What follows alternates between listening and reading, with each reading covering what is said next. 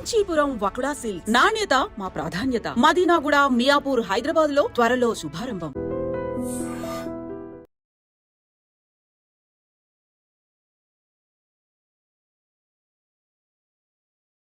6 guarantee స్కీములు, లేకపోతే రుణమాఫీ, నిరుద్యోగులకు సంబంధించి నియామకాలు ఇవన్నీ పక్కదారి పట్టడానికే హైడ్రా వచ్చిందని. ఇప్పుడు హైడ్రాని పక్కదారి పట్టించడానికి సరికొత్తగా ఇంకొక అంశం వచ్చింది అని వినిపిస్తున్నప్పుడు, ఫిరాయింపుదారులకు సంబంధించి హైకోర్టు ఇచ్చినటువంటి మార్గదర్శకాలను పక్కదారి పట్టించడానికి ఇద్దరు ఎమ్మెల్యేల మధ్య ఒక గొడవ, దాడులు, మాటల యుద్ధాలు. ఎందుకలా? ఏం జరుగుతోంది? డైవర్షన్ పాలిటిక్స్ పెద్ద చరిత్ర ఉంది. దాదాపుగా నీలం సంజీవ్ రెడ్డి కాలం నుంచి కూడా డైవర్షన్ పాలిటిక్స్ ఉన్నాయి. ఈ డైవర్షన్ పాలిటిక్స్కు గురువు ఎవరు అంటే తెనాలి రామకృష్ణుడు. ఆయన ఏమంటాడంటే, ఒక గీతను ముట్టుకోకుండా దాన్ని చిన్నగా చేయాలంటే పక్కన పెద్ద గీత గీయాలి. ఇదే డైవర్షన్ పాలిటిక్స్ మూలం. ఏదన్నా ఒక ఇష్యూ ఉన్నప్పుడు దాన్ని ప్రజల దృష్టి నుంచి తప్పించాలంటే ఇంకొకటి ప్రజల దృష్టిని ఆకర్షించాలి. కాబట్టి ఒక పెద్ద ఇష్యూని క్రియేట్ చేయాలి. అట్లా ఆ ఇష్యూస్ని క్రియేట్ చేసే క్రమంలో మత కల్లాలు వచ్చినాయి, ఎంతోమందిని చంపేశారు. ఈ డైవర్షన్ పాలిటిక్స్ కోసమే తమ సీట్ని కాపాడుకోవడానికి థ్రెట్ వచ్చినప్పుడు చాలా చేశారు. ఇట్లాంటి ఎలక్ట్రానిక్ మీడియా వచ్చినాక ఎక్కువ ఎక్స్పోజ్ అవుతున్నాయి. అంతకుముందు కూడా ఉన్నాయి, కానీ అప్పుడు ప్రింట్ మీడియా కాబట్టి పెద్దగా ఎక్స్పోజ్ కాలే. ఇప్పుడు ప్రజలు చూస్తున్నారు, బాడీ లాంగ్వేజ్ని అర్థం చేసుకుంటున్నారు. కొంతమంది విఘ్నులైన వాళ్ళకు పాలిటిక్స్ని క్లోజ్గా అబ్జర్వ్ చేసుకునే వాళ్ళకి తెలిసిపోతుంది వీడు పక్కదారి పట్టేయడానికి ఇష్యూ తీసుకొచ్చాడు అని. అయితే ఇవి మొదటి నుంచి ఉన్నాయి చరిత్రలో. అయితే నిజాయితీగా ప్రజల పట్ల ఒక ప్రేమ మమకారం ఉండి పాలన చేసే వాళ్ళకి డైవర్షన్ పాలిటిక్స్ అనేటివి ఉండవు. బట్ తను చేసిన తప్పులను కప్పిపుచ్చుకోవడానికి, ప్రజల దృష్టిని మళ్లించడానికి కొంతమంది ఇటువంటివి చేస్తూ ఉంటారు. కాంగ్రెస్ పాలనలో ఉండేది కొంత, బట్ ఈ మధ్య కాలంలో ఇవి ఎక్కువైపోయినాయి. చంద్రబాబు ఇందులో ఆద్యుడు. ఆయన కూడా ఏంటంటే, ఎప్పుడైనా తను తెలియచేసినా ఒకటి తప్పు జరిగినప్పుడు దాన్ని వెంటనే ప్రజల దృష్టి నుంచి తప్పించడానికి ఇంకో ఇష్యూ ముందు పెట్టేవాడు. రాజశేఖర రెడ్డి ఏమో చాలా తెలివిగా పెట్టేవాడు, అది అర్థం చేసుకునే పరిస్థితి ఉండేది కాదు. కానీ వెంటనే అది ఇంపార్టెంట్ ఇష్యూ అని చెప్పి ప్రజలు కూడా ఫీల్ అయ్యేవాళ్ళు. టీఆర్ఎస్ పాలనలో అటువంటి అవసరం కేసీఆర్కి అయితే రాలేదు. ఎప్పుడు కూడా ఆయన డైవర్షన్ పాలిటిక్స్ చేసిన ఉదాహరణలు అయితే నాకు గుర్తులేవు. ఏమైనా ఎవరంటే చెప్పాల్సిందే. బట్ ఇప్పుడు రేవంత్ రెడ్డి వచ్చినాక ఇది బాగా అయిపోయింది. ఆయన వచ్చిన 9 నెలల్లోనే డైవర్షన్ పాలిటిక్స్ చాలాసార్లు జరిగినాయి. అంటే ప్రజల దృష్టిని మళ్లించాలి, వాగ్దానాలు హామీలు విఫలమవుతున్నప్పుడు ఇవన్నీ కూడా ఆయన తీసుకొస్తున్నాడు. ఆయన మాటల్లో ఉంటుంది, అది ఆయన ఎమ్మెల్యేల ద్వారా చేయిస్తున్న కార్యక్రమాల్లో కూడా ఉంటుంది. అసెంబ్లీలో కూడా జరుగుతూ ఉంది ఆ డైవర్షన్ పాలిటిక్స్ అనేటి. అందులో అబద్ధాలు చెప్పడము, డిస్టార్ట్ చేయడం కూడా డైవర్షన్ పాలిటిక్స్లో భాగమే. సభ దృష్టిని తప్పించడం ఇదంతా కూడా. అంటే ఇవాళ కౌశిక్ రెడ్డి కానీ గాంధీ కానీ వీళ్ళు చేసింది కూడా హైకోర్టు ఇచ్చిన తీర్పును కొంత పక్కకు పోయే విధంగా ఉంటుంది. ఎందుకంటే అందులో గాంధీ లేడు, కేవలం 3 ఎమ్మెల్యేల మీదనే వాళ్ళు ఇచ్చారు. కాకపోతే మారింది, అందరూ కలుపుకుంటే 10 మంది దాకా ఉన్నారు కదా. ఈయన ఇప్పటికీ నేను బీఆర్ఎస్ లోనే ఉన్నాను, నేనేం కండువా మార్చుకోలేదని ఆయన అనకపోయినా కూడా బీఆర్ఎస్ కదా టెక్నికల్గా. ఇప్పుడు మనం అసెంబ్లీ రూల్స్ ప్రకారంగా ఆయన ఇంకా బీఆర్ఎస్ఏ. ఎలక్షన్ కమిషను లేదా స్పీకరు డిస్క్వాలిఫై చేసేదాకా, రేపు హైకోర్టు డిస్క్వాలిఫై చేసేదాకా వాళ్ళు టెక్నికల్గా బీఆర్ఎస్ఏ. వాళ్ళు బీఆర్ఎస్ సంఖ్యను చూపెట్టేటప్పుడు వీళ్ళని కలిపే చూపెడతారు. 39 మందిలో 38 మంది, ఒకరు కాంగ్రెస్ గెలిచినా కూడా కంటోన్మెంట్ 38 మంది బీఆర్ఎస్ కిందనే ఉన్నారు ఇప్పుడు అఫీషియల్గా. కాబట్టి ఆయన చెప్పుకోవాల్సిన అవసరం ఏం లేదు. కానీ హైకోర్టు ఏదైతే ఇచ్చిందో యాంటీ డిఫెక్షన్, దానికి సంబంధించి వెంటనే షెడ్యూల్ను ప్రకటించండి అని చెప్పి స్పీకర్కి ఆదేశాలు ఇచ్చారో దాన్ని కొంత డైల్యూట్ చేయడానికి ఇది పనికొస్తుంది. నేను కౌశిక్ రెడ్డి వాళ్ళే పోయి దాన్ని ఇంప్లిమెంట్ చేయండి అన్నారు. ఇలా వాళ్ళు చేసిన పని వల్లనే అది డైవర్ట్ అయిపోయింది. అంటే కొందరేమో ఉద్దేశపూర్వకంగా డైవర్షన్ పాలిటిక్స్ చేస్తారు, కొందరేమో తెలియక యాదృచ్ఛికంగా చేస్తారు.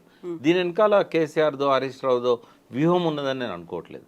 ఇది కౌశిక్ రెడ్డి ఇమ్మెచ్యూర్డ్గా సడన్గా ఈ రెచ్చగొట్టే విధంగా చీరగాజులు చూపెట్టి ఈ గాంధీని రెచ్చగొట్టే విధంగా ఆయన మాట్లాడిన మాటలు ఈ డైవర్షన్ కారణం తప్ప ఇది పార్టీ ఆలోచించి తీసుకున్నదో, కౌశిక్ రెడ్డి తీసుకున్న నిర్ణయాన్ని ఈ రకంగా మాట్లాడతాడని అనుకోకుండా వాళ్ళు ఇచ్చిన పర్మిషను, కానీ ఇంటెన్షనల్గా డైవర్ట్ చేయడానికి బీఆర్ఎస్ చేసిన ప్రయత్నం కాకపోవచ్చు అని నేను అనుకుంటున్నా. బట్ ఏమైనా డైవర్షన్ పాలిటిక్స్ మంచిగా కావు. నేరుగా ప్రజలతో విషయాలు చెప్పగలగాలి, ఎడ్యుకేట్ చేయగలగాలి, కానీ అంటే మనల్ని ఏమంటారంటే వీళ్ళు ఎప్పుడో శతకాల మనుషులు ఇట్లా మాట్లాడుతున్నారు, ఈ రోజుల్లో ఇట్లా జరుగుతుందా అనేది కూడా కామెంట్స్ వస్తాయి కింద. కానీ కోరుకుంటున్నాం అప్పుడు ఎందుకు మాట్లాడలేదు, ఇప్పుడే ఎందుకు ఇప్పుడేందుకు మాట్లాడుతున్నారు మాట్లాడుతున్నారు, అనేది. అదే వీళ్ళకి ఎక్కడిది అర్హత, వీళ్ళు ఇదే తప్పు చేశారు కదా, ఇట్లాంటివన్నీ వస్తున్నాయి. అప్పుడు ప్రకాష్ గారు ఎందుకు రెస్పాండ్ అవ్వలేదు, అప్పుడు ఎందుకు కవిత ప్రశ్నించలేదు, ఇవే అవును, మాటలు వస్తాయి ఇవన్నీ కదా. వస్తే వాస్తవమే. బట్ మా లిమిటేషన్స్ అంతే. ఇప్పుడు ఎవరి లిమిటేషన్స్ వాళ్ళకు ఉంటాయి. నాకున్న లిమిటేషన్ ఏంటంటే నేను గవర్నమెంట్లో భాగమై ఉన్నా. ఒకవేళ భాగంగా లేకపోతే నేను మాట్లాడేవాడిని. భాగంగా ఉన్నప్పుడు మీడియా ముఖంగా మాట్లాడలేము. వాళ్ళకి చెప్పగలుగుతాం ఇది తప్పు, ఇది కరెక్ట్ కాదు, ఇట్లా మార్చుకోవాలి. కానీ మీడియా ముఖంగా మాట్లాడితే ఏమైందంటే అది వైలేషన్ చేసినట్టు అవుతుంది. వాళ్ళు ఇచ్చిన స్వేచ్ఛను దుర్వినియోగం చేసుకున్నట్టు అవుతుంది. ఎవరైనా అంతే. ఇప్పుడు రేవంత్ రెడ్డి సీఎం స్థానంలో ఉన్నాడు. అంతకుముందు ప్రతిపక్ష నాయకుడిగా ఉన్నప్పుడు మాట్లాడినట్టు మాట్లాడకూడదు. బట్ ఆయన ఆ గీతం చెరిపేశాడు. ఇప్పుడు కూడా అదే భాష మాట్లాడుతున్నాడు. అది మంచిగా అనిపిస్తుంది. ఎవరికైనా కూడా తప్పు పట్టే విధంగా ఉంటుంది.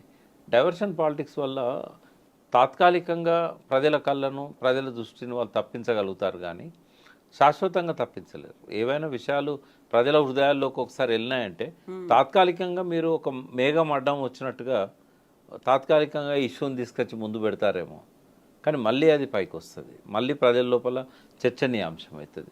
కాబట్టి అది క్షణికానందమే కనుక తప్ప ఒక శాశ్వతంగా ప్రజల దృష్టిని మళ్లించడం అనేది సాధ్యం కాదు.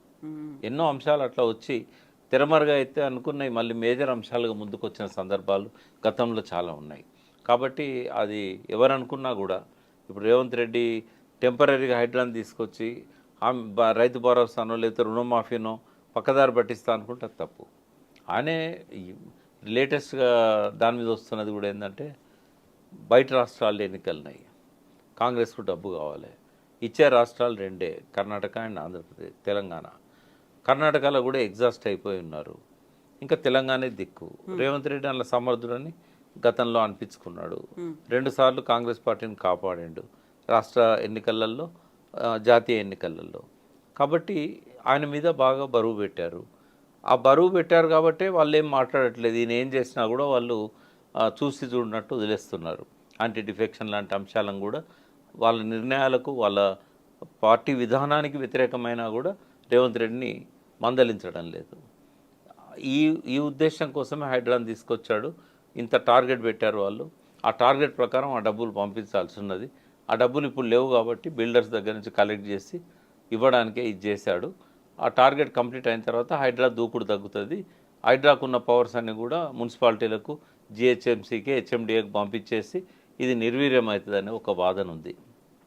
అది కూడా డైవర్షన్ కోసం హైడ్రాని తీసుకొచ్చిండని మనం అనుకున్నాం, కానీ దాని వెనకాల ఈ స్వలాభము, ఈ స్వార్థం, ఈ రాజకీయ లక్ష్యం ఉన్నది అనేది అనుకుంటున్నాం. రెండవది, గాంధీ లాంటి వాళ్ళు అకస్మాత్తుగా ఇంతకాలం పోకుండా ఇప్పుడే ఎందుకు పోయిండ్రు? షేర్లింగంపల్లిలో కూల్చివేతలు మొదలు కాగానే గాంధీ ఎందుకు జరగాల్సి వచ్చింది? ఇటువంటివన్నీ కూడా ఇప్పుడు జనం లోపల ఒక చర్చ నడుస్తూ ఉంది. కాబట్టి రేవంత్ రెడ్డి డైవర్షన్ పాలిటిక్స్తో పాటుగా వెనకాల ఇవన్నీ కూడా ఉంటాయి. డైవర్షన్ ఊరికే కేవలం దానికోసమే కాదు. ఒక డైవర్షన్ పాలిటిక్స్ తీసుకొచ్చాడు అని అంటే 2-3 ప్రయోజనాలు దాని వెనకాల ఉన్నాయనేది మనం అర్థం చేసుకోవాలి. హరీష్ రావు గారు ఇప్పటిదాకా కూడా చెప్పుకుంటూ వచ్చాడు, కేవలం ఈ రైతు రుణమాఫీని పక్కదారి పట్టేయడానికి ఇది తీసుకొచ్చాడు అని.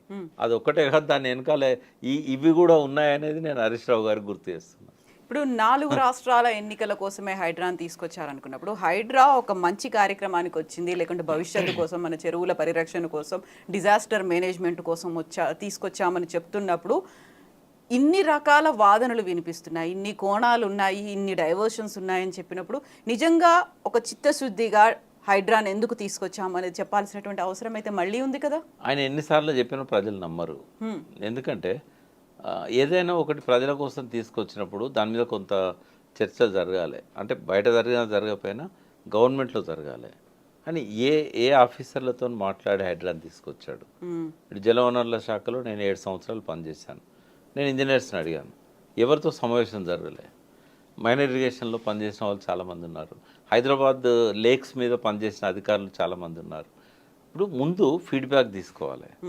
ఏ చెరువులలో ఎప్పటి నుంచి ఆక్రమణ మొదలైనవి, తర్వాత మనకున్న హక్కు ఏంటి, అసలు ప్రభుత్వం ఎట్లా ఆపగలుగుతుంది, గతంలో ఎందుకు ఈ ఆక్రమణలు జరిగినప్పుడు ప్రభుత్వాలు ఆపలేకపోయినాయి.